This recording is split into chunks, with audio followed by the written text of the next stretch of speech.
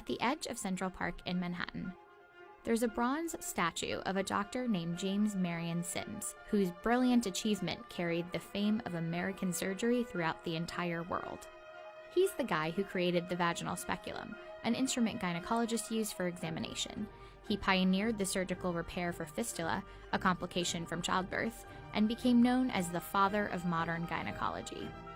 But that brilliant achievement was the result of a series of excruciating experimental surgeries that he conducted on enslaved women.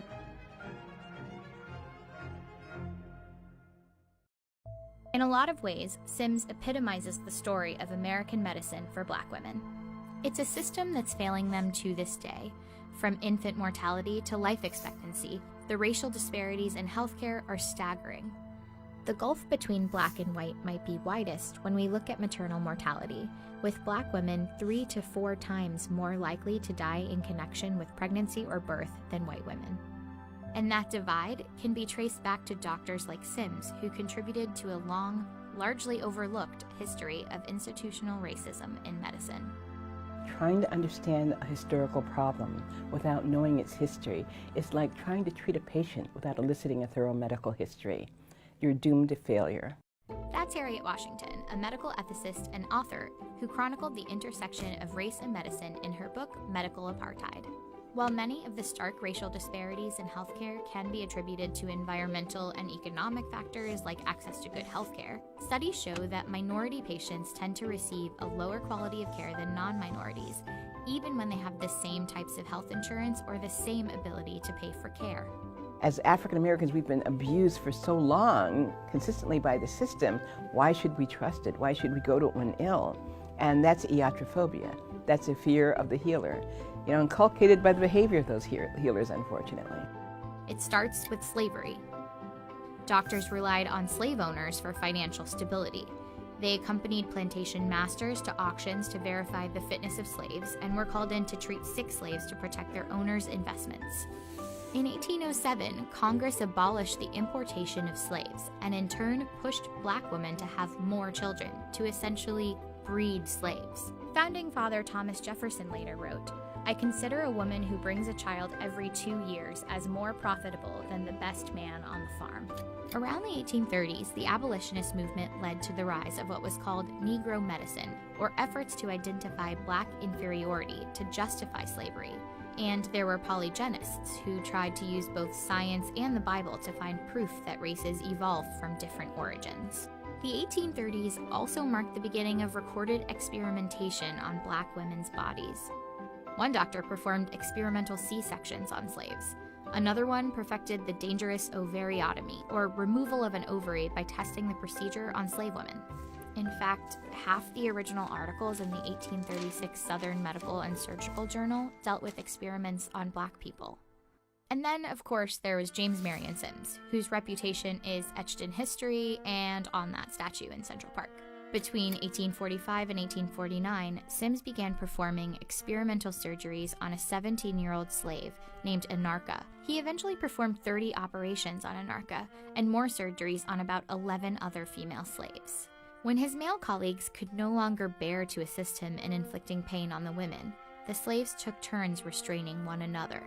Yet paintings depicting Sims, Anarcha, and other slave women presented a subdued version of his experiments. Even though anesthesia was introduced in 1846, Sims chose not to use it for his experimentation with slaves. His practices echoed one of the most prevalent and dangerous beliefs in medicine at the time, that Black people did not feel pain or anxiety. This book from 1851, titled The Natural History of Human Species, claimed the American dark races bear with indifference tortures insupportable to a white man. Studies released as recently as last year demonstrate that Black people are less likely to be treated for pain, particularly in the ER. There's even one from a children's hospital that found the same to be true for kids. And just this year, Pearson Education, a leading educational publisher, issued an apology and recalled nursing textbooks that included racist stereotypes, like this section that said Black people often report higher pain intensity than other cultures. Well, what does it mean when you say that someone doesn't feel pain?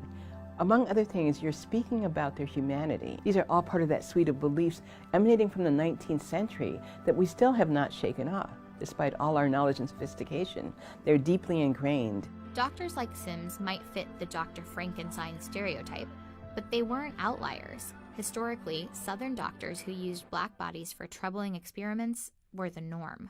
It's a very common question. How can we judge our forebears? You know, those guys in the 18th century who practiced medicine in a way that appalls us today. You know, we think, how could you do that? I did not judge the practitioners based on our own ethics. I judged them based on the ethics of their time. It was not acceptable back then. We just did not hear from the people who protested against it. After the Civil War ended, the 1900s brought a wave of immigrants to the U.S. It sparked a race panic and coincided with the birth of the American eugenics movement. One of the movement's key objectives was to reduce the childbearing potential of the poor and disabled. Leaders included birth control pioneer and Planned Parenthood founder Margaret Sanger, who eventually devised the controversial Negro Project, or family planning centers that pushed birth control in the Black South. It was a project that even garnered support from W.E.B. Du Bois, a founder of the NAACP, who wrote that black people bred carelessly and disastrously. By the mid-1930s, more than half the states passed pro-sterilization laws, and often sterilization was forced. In 1961, future civil rights leader Fannie Lou Hamer went to the hospital to have a tumor removed, but was subjected to a hysterectomy without consent. The procedure, which rendered women infertile without their knowledge, was so common in the South that Hamer is said to have dubbed it the Mississippi appendectomy. African American babies were no longer economically valuable. And African Americans themselves had gone from being a resource to a nuisance. In June of 1973, the SPLC uncovered 100 to 150,000 cases of women who had been sterilized with federal funds in Alabama. Half the women were black.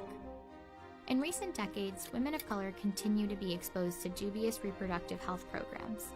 In December 1990, the FDA approved a contraceptive called Norplant, and it was selectively marketed to black teenagers in Baltimore schools. You know, one of the current birth control methods now in the United States is Norplant. Norplant fans like David Duke, the former KKK Grand Wizard, even introduced legislation to give women on welfare an annual reward of $100 if they agreed to get Norplant. And it's time we start to encourage welfare mothers to be responsible. That bill never passed, but the implant ignited a debate on whether long-term contraception, like Norplant that lasted 5 years, could be used as a form of social engineering when pushed to specific communities. Today, as we continue to lose black mothers at alarming rates, a deeper look at the past may be a good step towards creating a more equitable healthcare system. Hi guys, thanks for watching. Of course, there's a lot more to the history of how the US medical system has mistreated people of color than we could fit in the video. Everything from the Tuskegee experiments to Jim Crow laws segregating hospitals. But we hope it starts to give some context to the racial disparities we see in medicine today. ProPublica has been reporting on the disparities in maternal mortality in the US and how it's the most dangerous industrialized country in which to give birth. Check out that feature piece in the link below. And we're seeking your help in understanding the problem. So if you nearly died during pregnancy or you know someone who died due to childbirth-related complications, then check out that link in the description. Thanks again.